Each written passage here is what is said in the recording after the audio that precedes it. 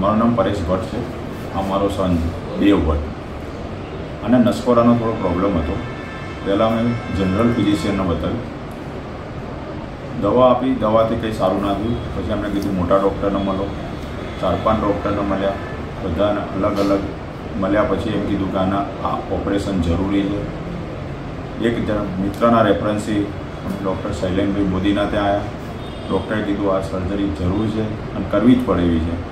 આ છોકરો મારો રાતે સૂઈ નહોતો શકતો, શ્વાસની એને તકલીફ હતી, આકુળ વ્યાકુળ થઈ જાય, અમે એની સાથે નહોતા સૂઈ શકતા, ઘણા પ્રોબ્લેમ હતા અને અમે બી જોઈ નહોતા શકતા। એટલે અમે ડિસિઝન લીધું કે ભાઈ ડૉક્ટર કેમ કહે છે એમ કરીએ।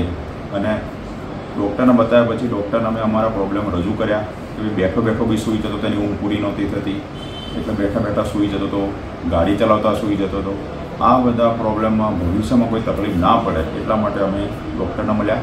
ડૉક્ટરે એમને કીધું અને સર્જરી કરો। સર્જરી કર્યા પછી ડૉક્ટરે એમને કીધેલું કે 2 દિવસ રાખવો પડશે, 10 દિવસ ઘરે આરામ કરશે, ઓકે થઈ જશે। અમને રિસ્પોન્સ સારો મળ્યો। ડૉક્ટરનું ઓપરેશનથી છોકરો બી સારું થઈ ગયું, નસકોરા બંધ થઈ ગયા, સારું ઊંઘતો થઈ ગયો, જેટલા બી પ્રોબ્લેમ અમારા હતા એ બધા સોલ્વ થઈ ગયા। 10 દિવસ 15 દિવસ પછી એકદમ નોર્મલ થઈ ગયો। આજે એનું કામ કરતો થઈ ગયો છે, ફોટોગ્રાફર છે, રેગ્યુલર કામ કરતો થઈ ગયો છે। અને અમને આ ડૉક્ટરની દવાથી, એમના ઓપરેશનથી, એમના સહયોગથી સંપૂર્ણ સંતોષ છે। Thank you doctor.